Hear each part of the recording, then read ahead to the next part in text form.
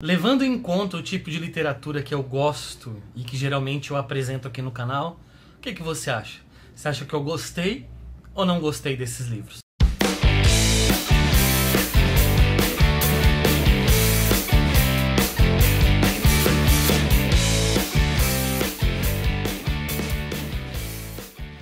E aí pessoal, tudo bem com vocês? Sejam muito bem-vindos, muito bem-vindas a mais um vídeo aqui da Acrópole.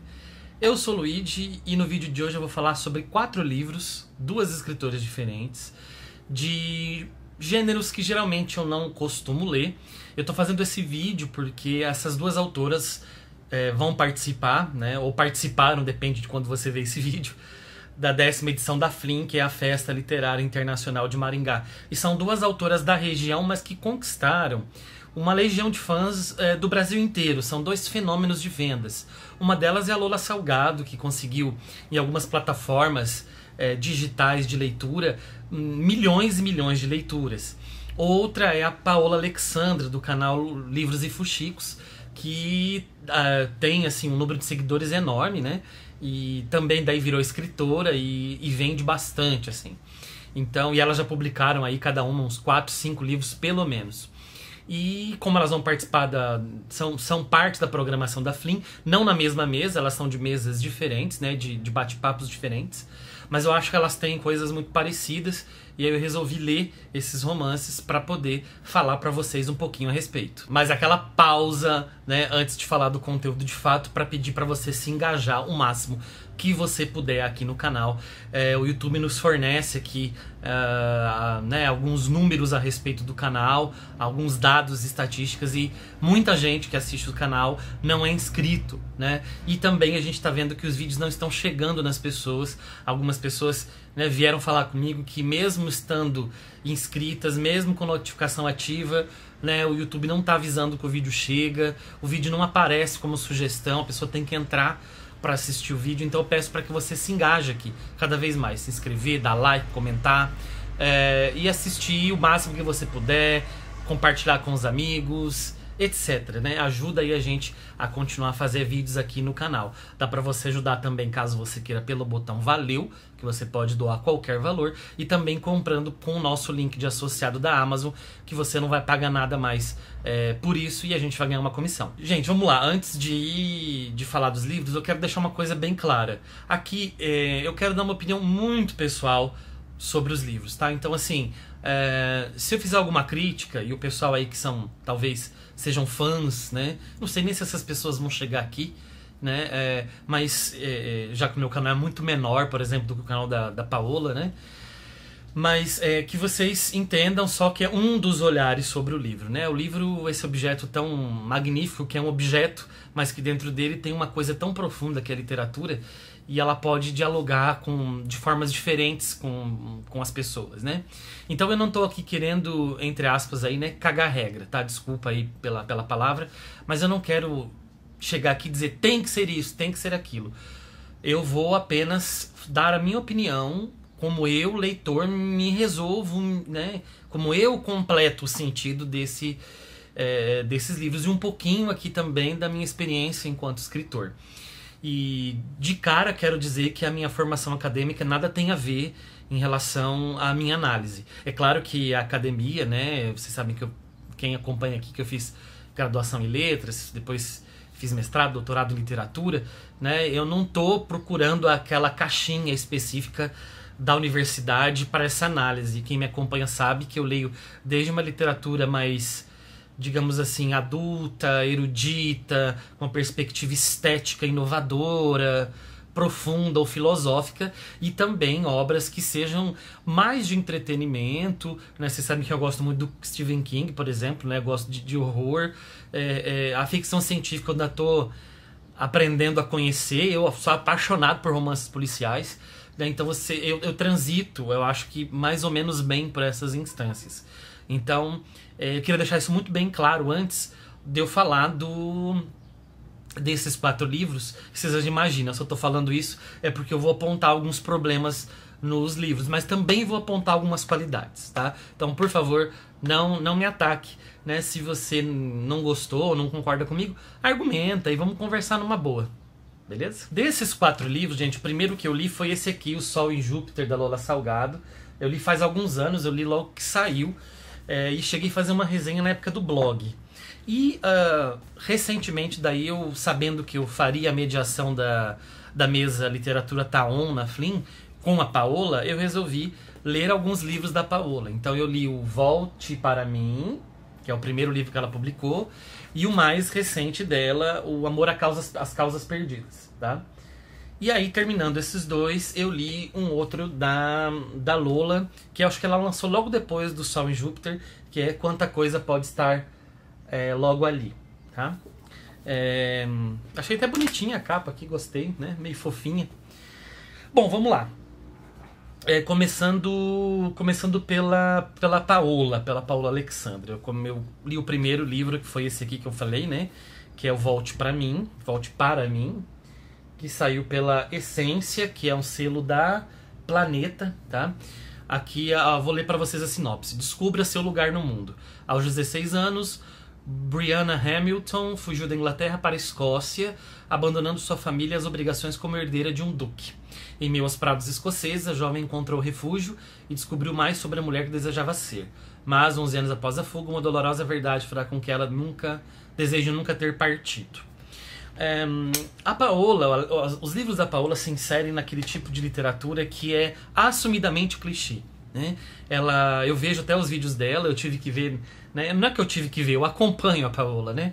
Mas eu acabei estudando para mediá-la e percebi, né, em alguns vídeos que eu não tinha visto, em alguns momentos, que ela faz questão, ela não esconde, ela diz: eu gosto dessa literatura clichê, eu gosto dessa coisa do amor, ela é uma pessoa que acredita no amor, naquele amor que vence todas as coisas, né? Aquele amor que não tem barreiras, de fato, as pessoas se entregarem. Então, pela capa você vê, né? Até o trabalho de capa aqui, a gente pode perceber, né, o tipo de literatura que vem, né? A capa, ela ajuda também a vender um livro, né? E então, assim, os livros dela são assumidamente assim, falam de amor, falam de relacionamentos mal resolvidos, e que daí acabam no final as pessoas ficando juntas, etc. Então o livro é assim. O livro se passa numa época mais ou menos vitoriana, um pouquinho antes, eu acho, da época vitoriana, que se passa na Inglaterra, no norte da Inglaterra, e a personagem migra para a Escócia. E essa Brianna, né, então uma pessoa que sai da família, acaba deixando um amor para trás, porque ela tem uma desavença com a família, e vai morar com, se eu não me engano, um avô na Escócia. E daí, anos depois, por causa da doença da mãe, ela volta e acaba voltando pra ficar, né? Então, cuidado, aí vão ter alguns spoilers no meio. Não vou tentar não dar muitos, tá? Então o livro bate muito forte na questão do arrependimento dela ter ido. Não arrependimento, mas os personagens tomaram algumas decisões que eles não estão de acordo, que se arrependem de ter tomado, né? E o amor, de fato, vai fazer com que ela se sinta melhor e que ela tenha uma vida, né? Sabe aquelas... Não sei como é que tá agora a novela da Globo, mas até os anos 90, 2000 e pouco que eu assistia, as novelas acabavam com, sei lá, todo mundo casando e as mulheres grávidas, né? O final do livro é mais ou menos assim, né? Até porque toda a narrativa você vai sacando que no final isso vai de fato acontecer, né? E tem uma coisa interessante nesse tipo de literatura, que é quase que um descarrego, né? Você saber que no final a pessoa... Não tem ninguém ruim aqui, né? Mas as pessoas boas vão ficar bem, vão dar certo, né? Vão vencer na vida, né? Ou se tiver alguém muito mal, essa pessoa vai pagar pelos crimes dela, né? E aí surge o primeiro problema. Não que tenha que ter um vilão absoluto, aquele vilão do mal, extremo, né? Mas às vezes os personagens aqui, eles pecam um pouco de ter uma certa profundidade. Não quer dizer que eles não erram. Eles não são seres humanos perfeitos, mas eles erram. Só que eles são todos muito bonzinhos. Eles são todos muito compreensivos. Apesar das brigas, a teimosia do casal principal, os personagens no geral são todos predispostos, são todos bonzinhos, estão todos tentando se conectar e tentando vencer o passado, sabe? Eu acho que falta camada e profundidade para esses personagens. A própria razão dessa personagem principal ter saído, ela é um pouco mal explicada. Eu não consegui entender muito dela tentar fugir das decisões da família e migrar para um outro lugar que vai ficar com a família também. Eu achei um pouco mal construída essa motivação dela, né? E também a falta de diálogo dessas pessoas ao longo de tantos anos. Ela volta acho que 13 ou 16 anos depois, não tenho certeza. Então eu acho também que ficou faltando um pouquinho aí de concatenar melhor. Quando ela não está falando de sentimentos, o livro é bom. A escrita da Paola é boa, né? Você vê que é uma escrita que é limpa, é uma escrita que você vê que não tem erros de vírgula, não é truncado. E assim, eu já vi outros livros talvez do gênero ou parecidos que eram muito mal escritos. E a Paola escreve bem. Então quando ela está descrevendo o cenário, quando ela está apresentando os personagens, eu acho que ela vai muito bem. E em parte, em alguns diálogos, ela consegue mandar muito bem. Eu só acho que alguns diálogos ficam inverossímeis, em algumas conexões. Acho que ela tenta talvez simular alguma coisa de linguagem da época, mas assim, não fica legal. Não fica legal. E eu acho que os personagens choram muito. Os personagens estão chorando o livro inteiro. É um chororô do começo ao fim. Tinha hora que eu tinha que parar, porque eu falava, gente, mas por que choram tanto? Será que é uma coisa de época? As pessoas choravam assim? Será que em todos os livros desse tipo de literatura as pessoas choram desse jeito? Porque assim, foi descabida, né, a quantidade de vezes em que a pessoa vai falar um negócio, ela chora. Aí toda hora escorre lágrima, escorre lágrima, escorre lágrima, escorre lágrima, né? A pessoa tá em prantos. Então assim, chega uma hora que cansa um pouco, é muito repetitivo. Sem contar que é muito repetitivo às vezes que a pessoa fala que ama a outra, ou que voltou porque vai esquecer o passado. Olha, esquece o passado, vou tentar voltar, e tô voltando e vamos superar porque todo mundo se ama. Vamos esquecer o passado, vamos superar o passado. Isso as personagens falam não sei quantas mil vezes ao longo do livro. Então assim, não precisava dessa repetição exaustiva. E tá tudo bem acreditar no amor, né, gente? Eu acho que a nossa sociedade é tão ruim, não tão ruim, mas tem muitas coisas negativas, né?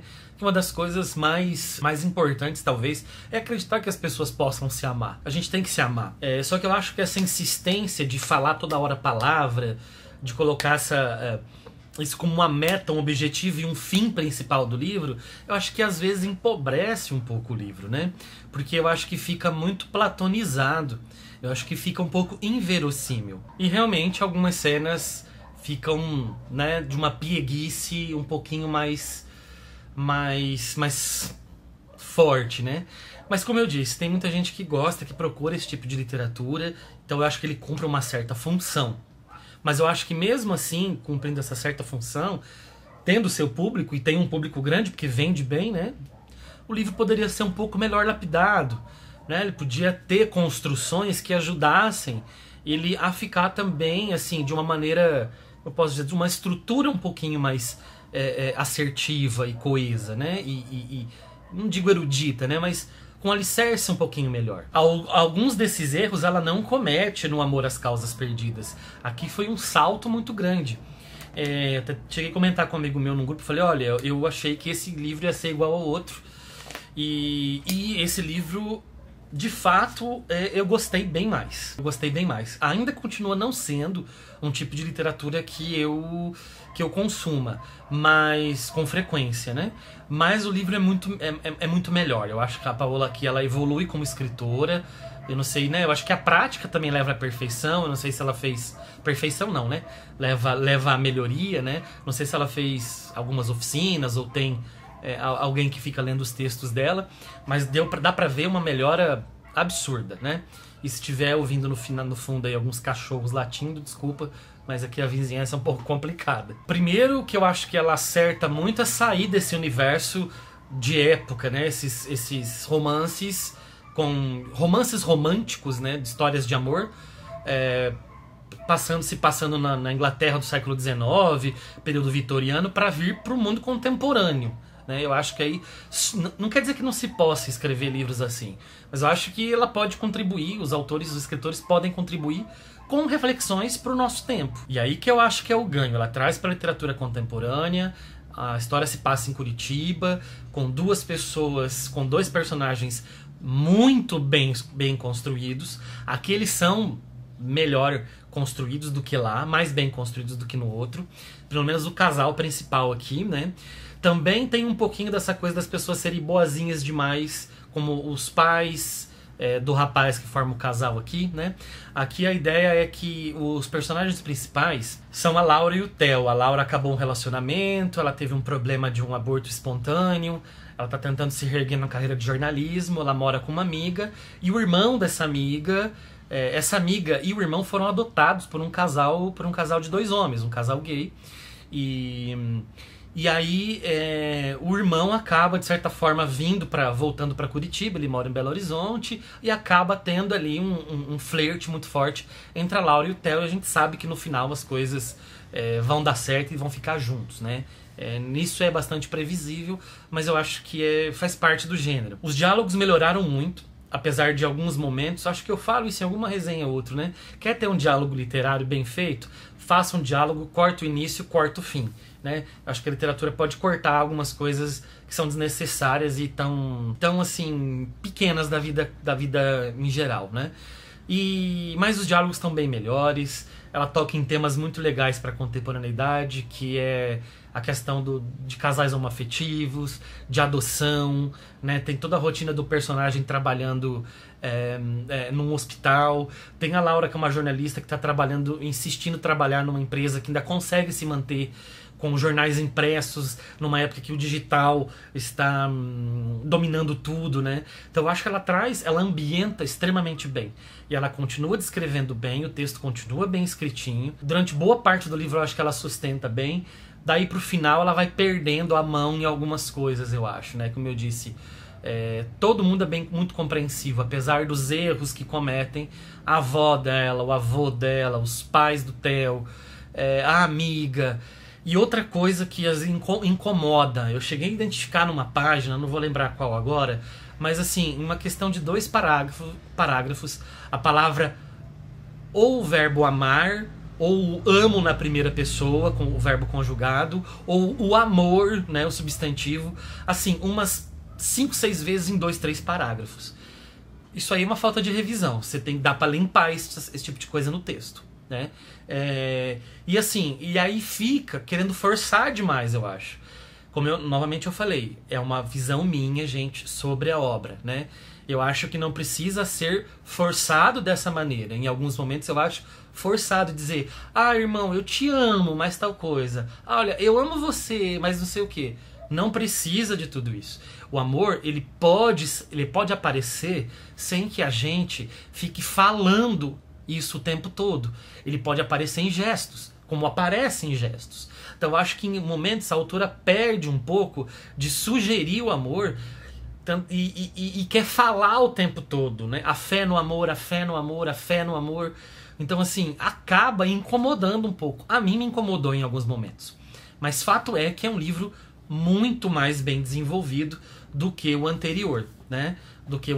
Então assim, se eu tiver que indicar para alguém algum livro da Paola, eu vou indicar O Amor às Causas Perdidas. Lembrando que eu não li os outros livros dela, então eu não sei dizer se eles seguem essa mesma toada, né? Quando saiu O Sol em Júpiter, falando agora da Lola Salgado, né? Saiu pela Arlequim em 2018, se eu não me engano. Isso, 2018, pela Arlequim, que é um selo da HarperCollins. Eu fiz uma resenha no blog. Se eu lembrar na hora da edição, eu vou colocar aqui. É um livro que eu acho que eu bati bastante nele. Eu acho que eu bati até demais na época, né? O Sol em Júpiter. Sol é o nome da protagonista. Ela tem um canal no YouTube.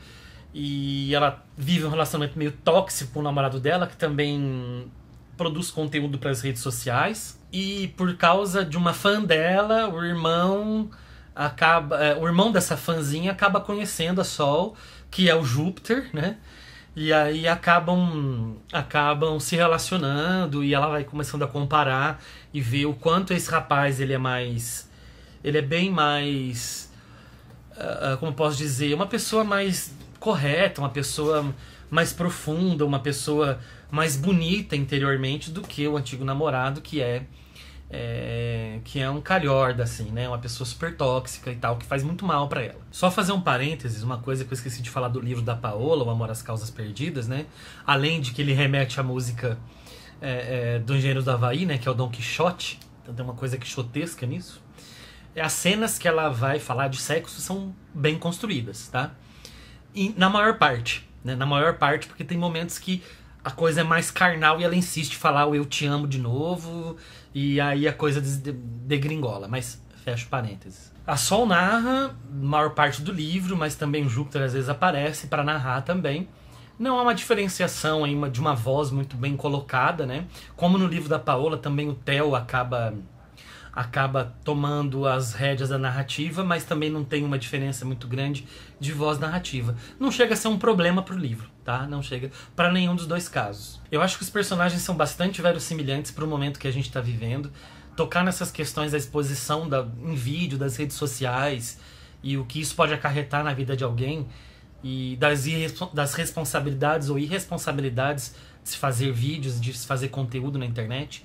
Eu acho que o livro acerta muito bem a mão nesse sentido. É um livro que acho que ele é bem acabado pro público young adult, ali dos 18, 19 anos, 20 no máximo. Mas a grande questão é, novamente, essa questão do amor, a fé no amor, tudo vai se resolver, e aparece um pouco, eu acho que menos do que no da Paola. Na Paola é muito evidente, na Lola menos.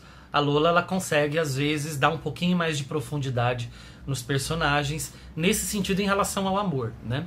Mas essa questão de explicar tudo pelo horóscopo, né? Aí você tem o Sol, o Júpiter, né? Essas coisas que virou uma febre ultimamente, explicar tudo por signo, né? Eu acho que, ao mesmo tempo que é verossimilhante, né? Tem uma verossimilhança que as pessoas hoje em dia falam muito nisso, também incomoda muito, como se as pessoas fossem reduzidas a isso, né? No quanto a coisa pode estar logo ali, aparece uma coisa que aparece também no livro da Paola, que eu não falei, que são conversas de aplicativos, né? Tipo grupo de WhatsApp, essas coisas. Eu acho que é super legal trazer isso, super legal você colocar aqui pessoas, né, que estão conversando com as ferramentas que se tem, né, digitalmente hoje. Então isso é muito importante, né, pelo reconhecimento do leitor, sobretudo do leitor jovem, que vai ter mais acesso a esses livros, né. Aqui eu gostei muito no sentido em que a editora deixou marcado que é para adolescentes, né. Aí a gente fica pensando, vai até quando a adolescência, né? Na minha cabeça iria ir até uns 17, 18. Né? Se for, saiu do colégio ali com 17, 18, você já não é adolescente, você é um jovem adulto, né? Mas não sei, as categorias, mudou muito, né, ultimamente as coisas, mudaram muito. E aqui, pra mim, é uma literatura super adolescente, olha o All-Starzinho aqui marcando, né? Esse All-Star é como se fosse quase que uma maneira dela ver o mundo, ela vai escrever as coisas aqui, né? É uma menina, que é Olivia, que é criada pela mãe, pela avó e pela tia, é um núcleo muito feminino, isso escancara o abandono paternal, né? Que é uma coisa que acontece muito no Brasil, e eu acho que escolher personagens assim é muito importante para a questão da representatividade, porque é verossímil, isso acontece. Até pelo tom de pele das personagens. Tanto a Laura lá no livro da Paola, quanto a Olivia aqui, elas têm uma pele mais amorenada. É uma menina, essa Olivia, ela mora em Cianorte, no interior do Paraná. Ela passa o ano estudando para o vestibular. A mãe, que teve que abandonar um curso superior porque engravidou dela, quer que ela faça uma faculdade. E ela falou que aquilo era o sonho dela, e ela não passa, e ela começa a entrar em atrito com a mãe. E ao mesmo tempo que ela descobre, ela é fanfiqueira, ela escreve fanfics de uma banda que ela gosta, e ela descobre que a banda vai acabar e vai fazer uma turnê de despedida, e um dos lugares que ela vai passar é em Curitiba. E o pai dela mora em Curitiba.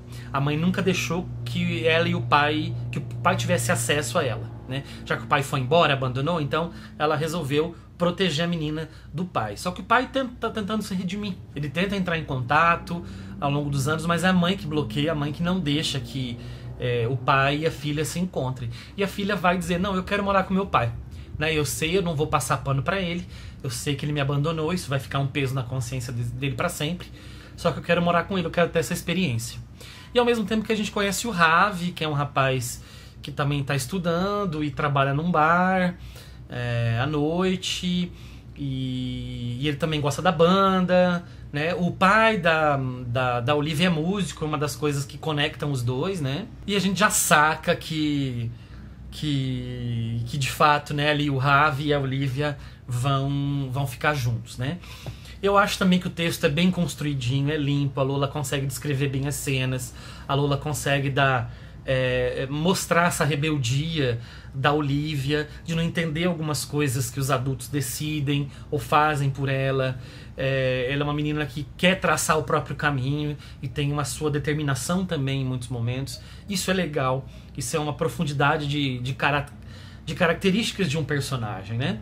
Mas, por exemplo, eu acho que a avó boazinha demais, aquela coisa dos personagens serem bonzinhos demais. Às vezes eu acho que eles são bonzinhos demais. Enfim, mas talvez seja um olhar só meu, né? Talvez seja um problema meu. Esqueci de dizer, agora esse livro saiu pela HarperCollins mesmo, tá? E o ano de publicação dele é 2020, então saiu 2 anos depois do Sol em Júpiter. E realmente, assim, eu acho que a Lola, não sei, talvez tenha agradado as pessoas, né? Aqui tem tá escrito num dos pés do tênis da Olivia, o ravioli e um coraçãozinho, né? Eu não sei se isso veio como é que foi isso na cabeça dela, né? Mas ravioli acabou sendo o nome do casal, né? Ravi e Olivia. Oli é uma abreviação de Olivia. Não. Eu elogiei, né, a Olivia, mas ao mesmo tempo eu acho que a Olivia, apesar de ter 18 anos, ela parece ter um comportamento de 12 às vezes. 13. Né? Então, assim, é uma pessoa ainda bastante imatura. Então eu fico pensando que esse livro, apesar de falar de personagens aí com 17, 18 anos, é um livro ali para pessoas de 12, 13, 14 anos. Não vejo, por exemplo, esse livro conquistar um grande público aos 20 anos. Mas, como eu disse, talvez seja só um olhar de uma pessoa mais velha. Aqui que sou eu, que pertenço à geração dos millennials, que é uma geração anterior a essa, e talvez não tenha a sensibilidade de captar algumas coisas aqui. Enfim, gente, eu gostei da experiência de ler livros que estão bastante, assim, bem fora do meu horizonte de leituras, né? Mas como vocês sabem, como eu também já disse aqui, eu gosto de provar, eu gosto de testar, ler coisas um pouco diferentes também. Não sei se eu vou ler outros livros que focam tanto na questão de adolescente, né? Ou que desses livros da fé incontestável no amor, mas é uma literatura legítima. Quem sou eu aqui para dizer que isso aqui não é literatura, né? Que eu sei que tem gente que é mais erudito, que vai falar, isso aqui não é literatura, né? Isso aqui é fraco demais, boa literatura são os grandes clássicos. Também não gosto das pessoas que só gostam de uma literatura de entretenimento vir falar, por exemplo, que é dispensável ler ou estudar um Tolstói, um Machado de Assis, uma Clarice Lispector, né? Eu acho que toda radicalidade, ela é complexa, ela é na verdade, ela reduz a discussão, né? Então eu acho que a gente pode transitar, por que não? Por várias dessas instâncias, né? Só para citarem 2 aqui. Então eu peço aí para você que assistiu o vídeo, se você chegou até aqui, né? Me dizer o que você achou desses livros, e se você discordar de mim, escreva, por favor, de uma maneira educada nos comentários. Antes de ir embora, mais alguns recadinhos, pessoal. Na descrição do vídeo tem links para os livros que eu escrevi, você vai conseguir encontrar lá, mais 2 links também de grupos, um grupo nosso do Telegram, onde eu compartilho notícias do mundo literário e também promoções de livros, e também no nosso grupo do WhatsApp do nosso clube de leitura, que se reúne pelo Zoom uma vez por mês para discutir uma obra previamente escolhida. No mais, fico por aqui, gente. Nos vemos num outro vídeo. Um abraço e até a próxima!